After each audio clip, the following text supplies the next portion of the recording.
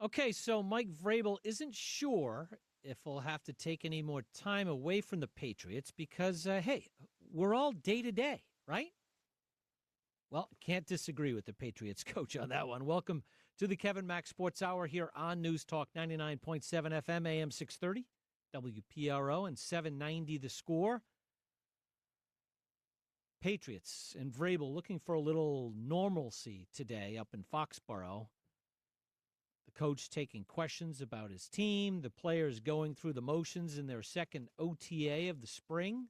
Yep, the NFL guys back on the field. More to come, for sure.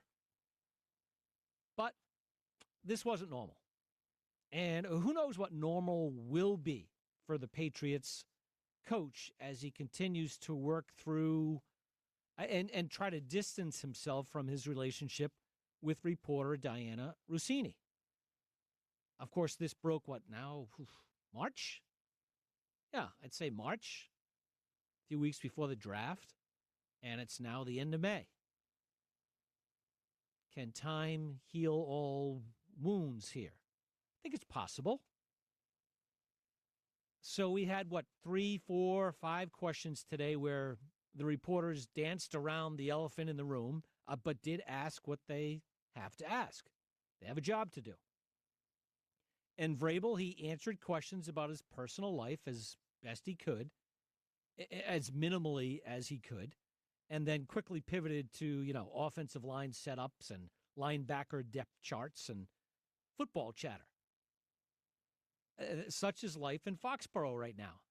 The question is, how much longer will this go on? Well, what Vrabel said off the top there is kind of true. Who knows what's going to come up? Now, he wasn't referring to subsequent additional Rossini news.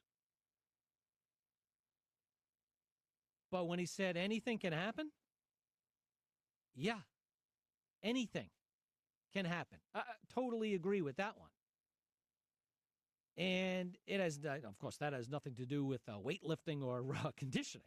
It has everything to do with Rossini, who is no longer employed covering the NFL. Now, does she choose to discuss her relationship with Vrabel at some point? At some point soon? At some point in the offseason? At some point during the 2026 season? Or never? Maybe more importantly, are there more pictures on someone's iPhone waiting to be splattered on TMZ? Maybe some video of the coach and Diana. So Mike Vrabel's asked, because we hadn't seen Mike Vrabel since before the draft, how are you dealing with your family? Do you still think you're a distraction? Again, there were questions along that line today. Legitimate, professional questions. How much longer will it be? I wouldn't say about that, because if Vrabel spoke for 15 minutes, again, he was asked 4 or 5 times. And then he was asked about football stuff. And we're going to get to actual football news on tonight's show. But that's the question. How much longer will Mike Vrabel be dealing with this cloud up there in Foxborough? 401-438-WPRO. If you have an opinion on that, 438-9776. We also have birdies and bogeys on tonight's show. So let's get started with tonight's 3 big hits. All right, the Red Sox losing ways at Fenway Park continued on Tuesday night. Atlanta Braves get to Ranger Suarez in the 5th and 6th innings, wipe out a 2-0 deficit, rally for a 7-6 win. The Sox, they were rallying in the bottom of the 9th, but fell short. The Braves held on tonight. The Sox, they fall to 8-18 at Fenway Park. Connolly early gets the start tonight for Boston. The Celtics' Joe Mazzulla is the NBA's Coach of the Year. He's the Celtics' first winner of that award since Bill Fitch in 1980. Big win in Game 5 of the NBA's Western Conference playoffs last night. Oklahoma City protects home court, wins 127-114 to take a 3-2 series lead over the Spurs. Shai Gilgeous-Alexander, 32 points.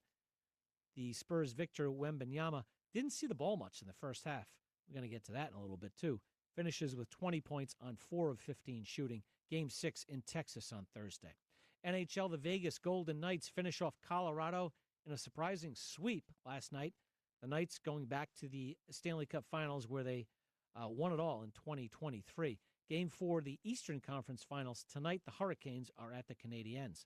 And the U.S. Senate Commerce Committee, led by Texas Republican Ted Cruz and Washington State Democrat Maria Cantwell, has agreed on the Protect College Sports Act, which includes an antitrust exemption for the NCAA, allows a one-time transfer without sitting out, gives athletes 5 years of eligibility, implements a hard revenue-sharing cap, more items that seem like complete government overreach. Okay, that's my opinion.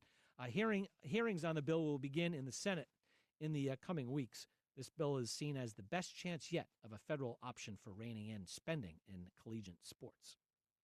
We could do a whole hour on that, Rooch, but hey, Mike Vrabel met with the media today. The Patriots moving on from their offseason, OTAs up and running. A few guys didn't show up, and we'll get to that in a little bit. But, right away, the questions came. Vrabel played defense. I thought he deflected pretty well. Will we still have these questions in, I don't know, when training camp opens in late July? I guess we'll have to just wait and see. If nothing else comes out, my guess is no. But who knows, right? I think even if nothing else comes out, Mike Vrabel still hasn't answered any questions even remotely. He came out and said, basically, you'd have to be an idiot to believe any of these things. That was his first denial that we all remember. And ever since then, it's been a whole lot of, this is a personal matter I'm working on myself. Mm-hmm. He hasn't directly admitted anything. And so as long as he doesn't directly admit anything and continues to dance around this, nothing new needs to come out. Again, this is a failure of his to wrap his hands around this situation and put it finally to an end. And he refuses to do that because he refuses to give any sort of details. And again, I'm not talking about lurid details, photographs, videos, but admission to what was going on and what he's doing to fix it. And we know what he's doing to fix it. We just don't know he's playing defense. Exactly. Yeah. So, he's gone to, we know exactly. He's gone to counseling with his wife. Yes, that's true. Right? Yep. So that really sort of puts a cap on it. It's like, no, I wasn't having an affair, but just, excuse me, I have to miss the draft to go to counseling in Utah with my wife. Mm-hmm. And so the longer those are the optics where it's like, hey, we all know what went on, but I'm not going to admit any of it. I think he'll continue to get those questions, whether anything else comes out of this or not. Can't believe I'm asking this, but how fair is that? By the way, fairness left town about 40 years ago. Well, when you come out with a dismissive, flippant denial, it's all fair. Right. And that's probably why some of these people are going after him so aggressively, because he, like I said, came out and he was like... Well, but to your point, no one asked him today, and I don't think anyone will. Did you have a affair with Diana Rossini? I don't think I've ever heard that question asked. And even if he said, yes, I did, I'm moving on, does that check the box for you? Well, so he's basically playing himself into a situation, to your question, where someone is going to ask him that question on national TV. Mm-hmm. Like, this is a friendly group of Patriots reporters. So you're never going to get that question from this group of people, or else they'll probably have their credentials yanked by Patriot Place in about 5 seconds. But if he continues down this road of deflection, which, again, is a good PR strategy for the people in the room, sure, right? But eventually that room is just going to continue getting bigger, and that's why a lot of people are pointing to this opening weekend game, at this opening week game, where the Patriots are the only show in town for the whole, lead up to that, all the national TV coverage. If we're still at this exact point where he hasn't admitted anything, I'm not saying things are going to be bad, but I'm saying he's still going to be getting the questions, at which point this will continue to be a distraction for Vrabel and the Patriots. All right, and here's a sample of one of the questions from this afternoon. When we spoke to you last, you were talking about the balance of family and football. Just how would you describe how that process has been going? Oh, really good. I think that's, again, I appreciate my family is great. I love Jen. I love the boys. I love my personal friends. And then, this spring is focused on really the coaching staff, the players more importantly than the coaching staff. But I just, seeing the coaches in the second year, how smooth the conversations are. Hey, we love this play. How do we make it better? And then these guys, they go out and they find ways to make it better. And then we have conversations, and then we decide on a few things that we're going to try to enhance the things that we did last year. The unique thing about the players is there's 44 new players to our spring football. Awkward, right? I'm saying. I love Jen. I love my boys. We have 44 new players and are working on our plays. I mean, yeah, it doesn't add up. That's sort of to my point. That's about as friendly a softball as you're going to get. Where, to your question earlier, I don't expect him to, even at a softball like that, be like, yep, well, as everyone knows, I had a very public affair with Diana Rossini. My wife was incredibly upset, as you could imagine, and we're working on that. But he could have taken that opportunity to say, things happen in life that you have to stop and work on what's important to you and prioritize and use words like that. Yeah, and we're still working through things. Right, instead of, my wife, she's a real peach, but have you seen these new players? What a draft we had. I know, wow. I wasn't there. That's why, I really want to catch up on this. Yeah. Now, I was doing something else with my wife. She's great, by the way, and so are my sons. But, 44 new players, and wow, the coaches are really up to speed. Talking like that is what's going to get someone from the modern equivalent of the Howard Stern show down to your national press conference when you hit national TV asking questions as if this were, a foreign reporter at the Super Bowl. This isn't enough. It's enough for the New England media. And look, I don't care. When I say it isn't enough, I'm not talking about me. I'm talking about, you want this story to go away? Yeah. This ain't the way to go about it. No, crisis management, they're still in crisis mode. It's lacking. Right? A little football. No Christian Gonzalez today. No Gonzalez, no Carlton Davis, no Keyshawn Booty, Mac Hollins, Harold Landry. Now, some of these veterans may have excuses, blessed excuses not to come, but others are, they're not holding out. These are optional workouts. Voluntary. There's a mandatory minicamp. We'll see if they all show up for that. That's in a couple weeks. But Christian Gonzalez and Keyshawn Booty have, they have reasons to be a little miffed. Christian Gonzalez, although the Patriots exercised their fifth-year option, $18 million, that would be 2027 season. I guess there was no celebration in Camp Gonzo. He wants a big multi-year deal. He doesn't want a one-year extension. He wants a multiple-year extension and to get paid at the highest level. It'll be the story of the summer, what his attitude is throughout, hopefully reporting on time for training camp. As far as Keyshawn Booty, he's no dummy. He knows that A.J. Brown is going to be here in a couple weeks. By the way, A.J. Brown has not attended the Eagles' organized team activities because he knows he's headed to New England. And by all accounts, that could happen as soon as next week when the Eagles' financial flexibility eases on June 1st. So that part of the offseason. And also, there were questions asked today to Drake May, to Milton Williams, who played with A.J. Brown in Philadelphia, and both were like, great player. Who wouldn't want to have him? I mean, if there was any gray area, Rooch, I think it was kind of extinguished today. Seemed to, anyways. It certainly appears as though the deal is done, which, hey, if you're a Patriots fan, on the field, that's great. You get A.J. Brown, but from a leverage and deal-making standpoint, you can't help but think that the Eagles got the better of this one. That's what we want to know. Right. What's the cost? And if it's been settled for this long, you really think the Patriots are getting the better end of the deal on paper? I mean, again, if you could parlay A.J. Brown into some massive success on the field, then it certainly all works out. But the fact, to your point, that this does seem settled, again, just makes me think that Howie Roseman is back at Philadelphia headquarters tenting his fingers like Mr. Burns. All right, 401-438-WPRO, 438-9776. Patriots, NBA, up next on the Kevin Mack Sports Hour. There he is, the NBA's Coach of the Year, the Red Auerbach Award winner, Joe Mazzulla. And I'd love to be able to be the first person to ask Joe a question about winning the Red Auerbach Award, because Good for him. First of all, he's Johnston Joe. He's from Rhode Island. And I don't know. Did Rocco Baldelli ever win the baseball manager of the? I don't think so, but that's possible. I mean, has a Rhode Islander ever won?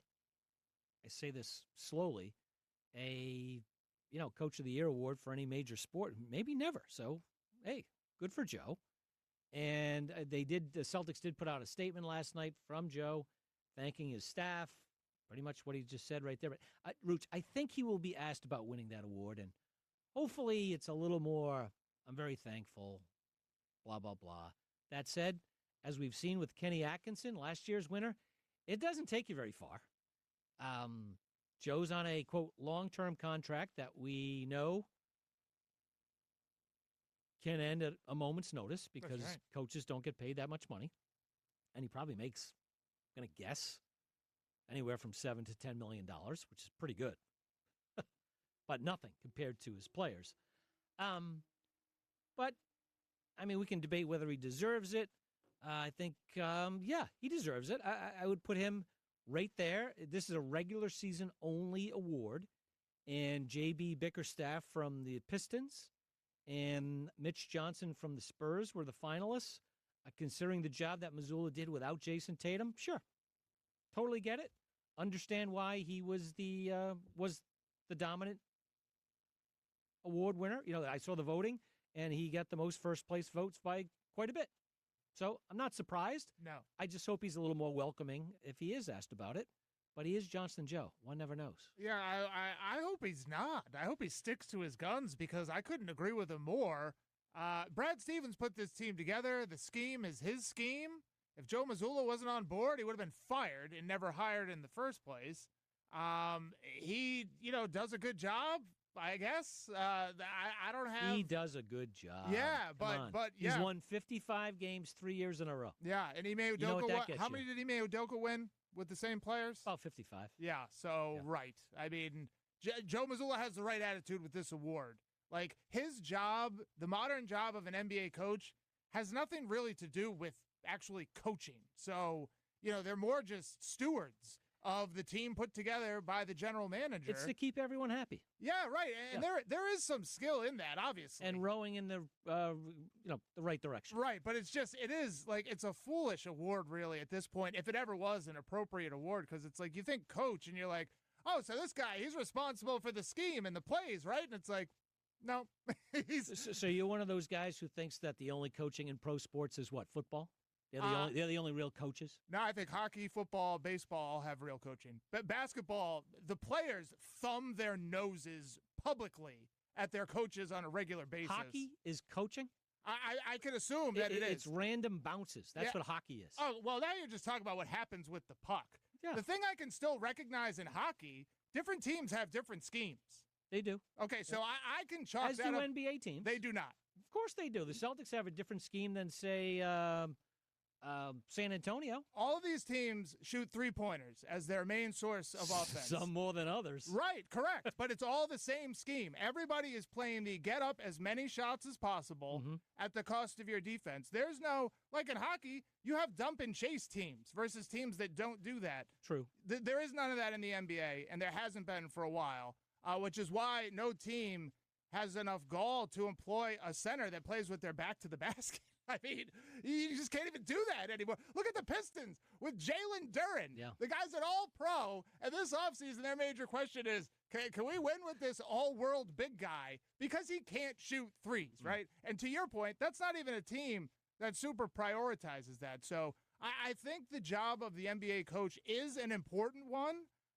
You can see that just by when changes happen and players respond. I just don't think there's a lot of what people would consider coaching going on at the NBA level. All right, we'll choose to disagree to some extent there. Now, the Spurs lose to the Thunder last night in a key Game 5. Game 6 is on Thursday. I'm watching last night's game, and I like to watch Wemby. He's so new. He's so different. There's no one else like him. And to your point, the Spurs just keep cranking up three-pointers. That's right. Last night it was Champagnie, and he got off to a really good start. And then De'Aaron Fox is cranking them up, and Stefan Castle. In the first, I wrote this down, in the first quarter, of that ball game, Wemby took 2 shots. He was 1 for 2. I can just imagine Greg Popovich, wherever he's watching the game, because he put this team together or was largely responsible, saying, whoa, we have Wemby. Get the ball to Wemby.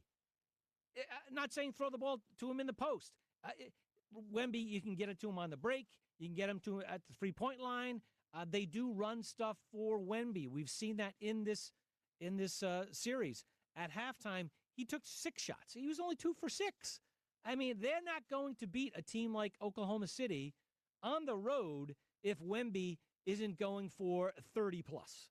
Last night, he struggled to only 20. He was 4 for 15 from the field. But I think by halftime, he was like, what the heck's going on here? I'm really not the featured player, and I'm the best player by far. You know what I mean? Yeah, well, Popovich already read them the riot act after Game 3. That exact thing. There were stories about how he came down into the locker room and basically was like, what's the deal here? After a lackluster performance by Wembanyama in Game 3, Popovich came down, and by the way, to the discussion we're having, had to tell one of the top 3 candidates for Coach of the Year finalists, yeah, how to coach the guy who might be the best player. I mean, but no, to that end, we talk about Victor Wembanyama. We marvel at what he's able to do, but the consistency still is not there. Forget the injury factor. He didn't show up last night. Yeah. And if the fact that he didn't get enough touches early on threw him off to the degree that it did, then he's not nearly as ready for prime time as some people may have thought. No, I think it did throw him off, and I tell you, when you watch him closely, he's 21, 22, whatever he is. He's an immature player. When things don't go his way, you can tell.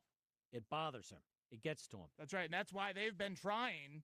You know, they got Hartenstein in there trying to whack at him. Oh, yeah. Lou Dort trying to take out his legs. Buttons, right? They want him to take a swing at one of them like he did at McDaniels in the Minnesota series. Certainly would make their lives a little easier.